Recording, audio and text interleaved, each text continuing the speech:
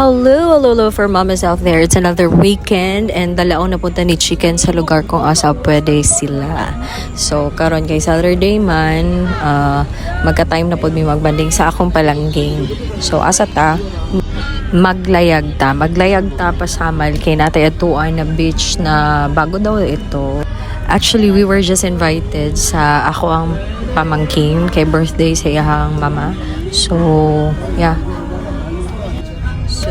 Come on, let's see how nice is the place to be kay new siya sa ako ang Pandungog. I've been to Samal many times and bago lang nako siya na-encounter na pangalan sa resort. So actually dagan pa ko wala po na antuan, but then this one is na lang siya sa Babak area, so fronting Davao. And according sa ako ang pamangkin nga nice siya and pwede ang pets. So let's see. So ayan, nagalayag na may patabok sa Samal and the weather is so good. So I think mag-enjoy should be, and of course mag-enjoy ang akong palangging.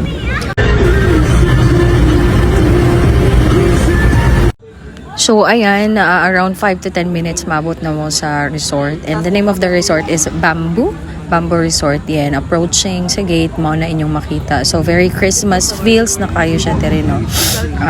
So muna to exactly lang ilang parking space, no, ilang parking area, and upon entering makita ni more sugato na kasi ilang mini grocery wherein makita na ni mo tanan necessities sa mga beach person. So okay ra kayo wala kay dala kay pwede na nimo mapalit tira tanan like the food, inumin, yosi, basta anything na necessities kung mahilig kag dagat na nadira. And of course kung wala mo tent, dira nakadiretso mag-pay and as well as your entrance fee.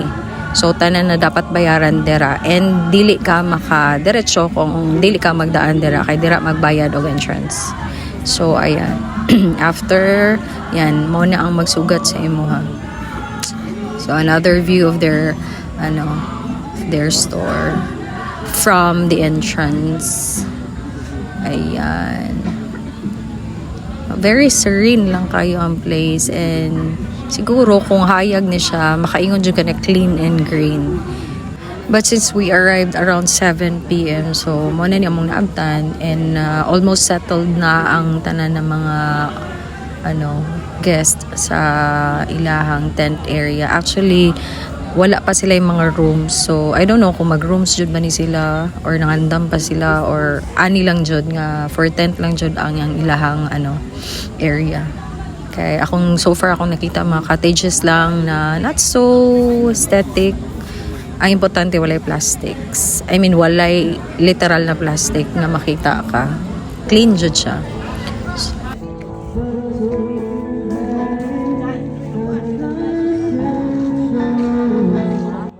So ayan na, nakahunat na dyan ang tiil sa akong palangging, nag-roam around na siya ng mga orasa.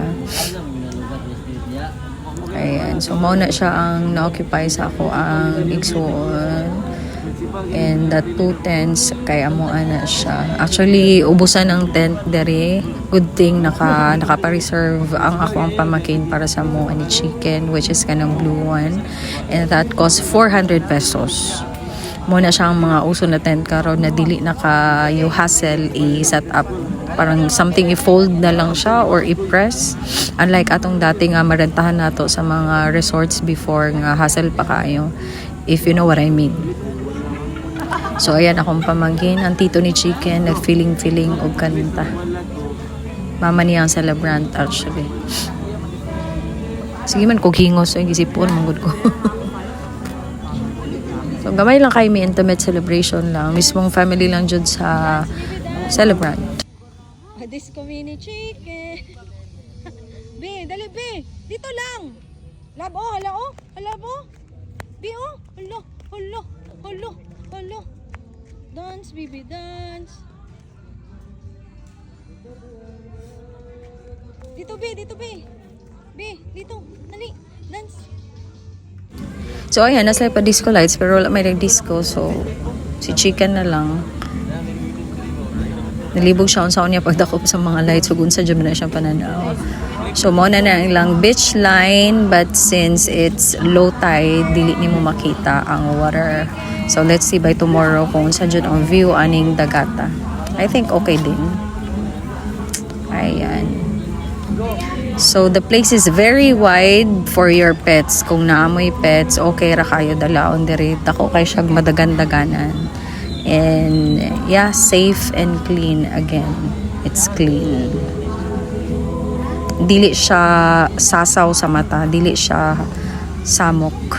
For now, dili pa kayo siya crowded and very minimal pa lang kayo ang cottages na imuhang makita. So, expect na hawan jud siya and maybe if you have your own tent, bring it. Kay murag pricey kaayo pag diri ka cause it's 400 pesos. Takig-takig gamay. And one thing, if you're somebody like me na working as a virtual assistant, pwede ra kayo ka magdalag laptop diri and bring your work. Kay wala problema sa signal as long as you have your data with you and the things that you need for work, okay ra kayo. Para sa kuha, while ang anak nasa sulod sa tent, ako nag-work lang po ko diri nearby sa iya, kay dili po na pwede magpalayo. Kay kung asa ta, nara-jud po na siya dito Maskin mag-CR, magsunod-sunod ra-jud na siya. So, yan. Cute ra kaayo. Pero mas cute ning group of guys nga na masko sa akong mga pamangkin. Pero ang buton sa nilang kanta nga di man na pampasko yung taon. Down to the floor. Oh, tama na yan. Okay na yun. Okay na yun. Kurang na lang.